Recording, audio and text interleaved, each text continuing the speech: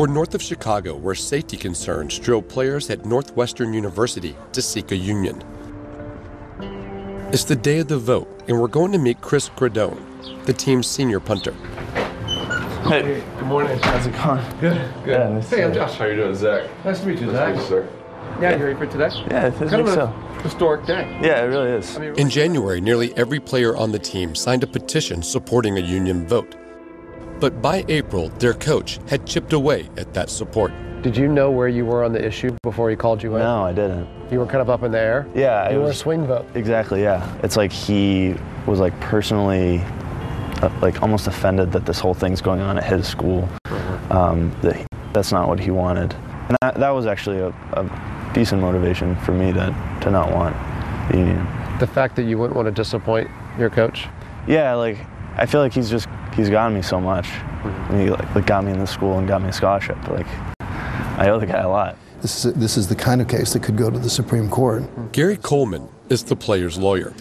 He cross-examined Coach Fitzgerald at a labor board hearing this winter.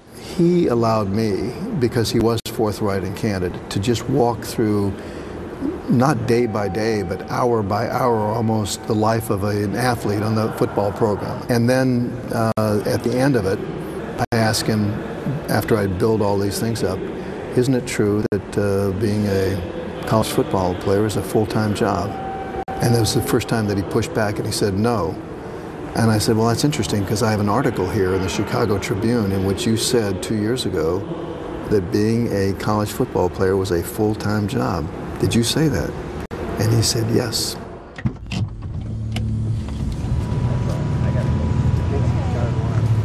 Even if you guys vote no, that now the precedent is set for other schools. Yeah, that was another part of the message, was that. And I think that was big as far as like why we started it in the first place. Have you heard anything from the administration that like negative consequences could be if you were to vote a union in, you may not get to go home on emergency leave to see your family?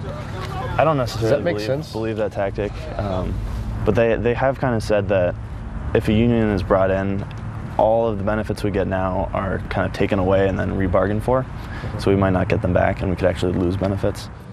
There have been some allegations by union supporters that Northwestern engaged in unfair labor practices during the election campaign. That is simply not true. You know, we point with great pride to the fact that if you look at our football team, we have a 97% graduation rate, the best in the country.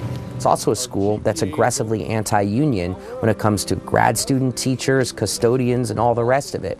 And so they were not going to roll over for the athletes if they wanted to unionize. It's putting Northwestern on the wrong side of history because some ex-Northwestern players formed a group to advocate for current athletes.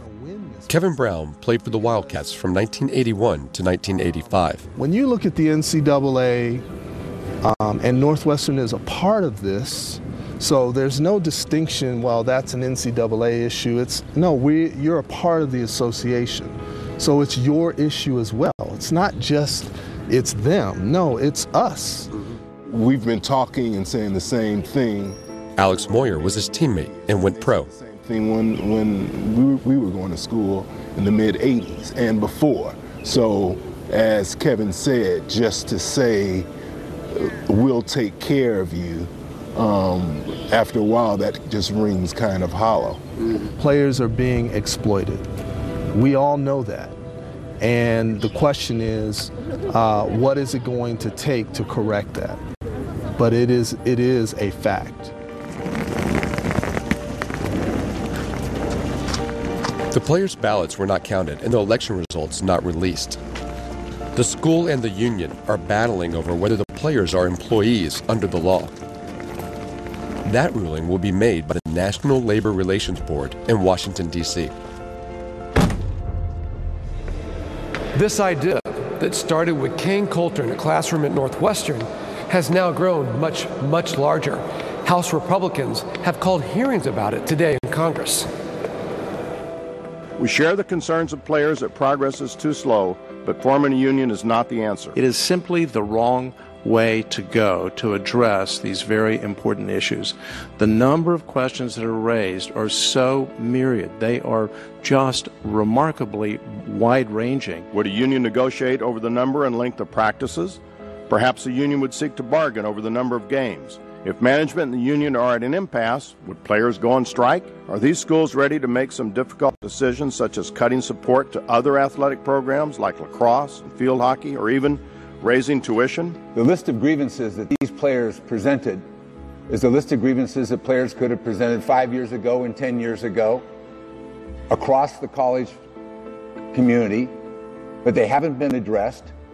Whether or not you have the security of a scholarship, for how long, whether or not you're going to have health insurance, stipends, transfers. We've been over this. We've been over this and over this and over this. It's bringing us into a sea of complete uncertainty.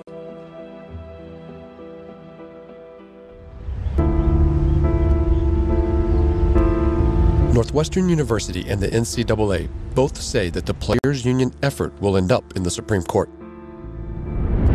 Now, I'm not saying that the NCAA created institutional racism and poverty in the United States, but the NCAA consciously benefits.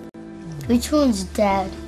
Because they put these players from a particular background in a position where rocking the boat is lethal for their opportunities to be able to pull their family out of poverty. The NCAA itself has acknowledged that the Division I basketball and Division I football are all about maximizing profits. I mean, you know, there's no secret anymore. I mean, you know, the curtain has been pulled back. They're generating an insane amount of money.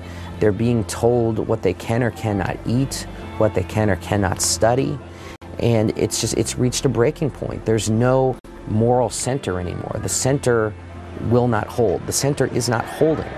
When there's no controlling moral authority, and right now there is no controlling moral authority, the system can no longer exist.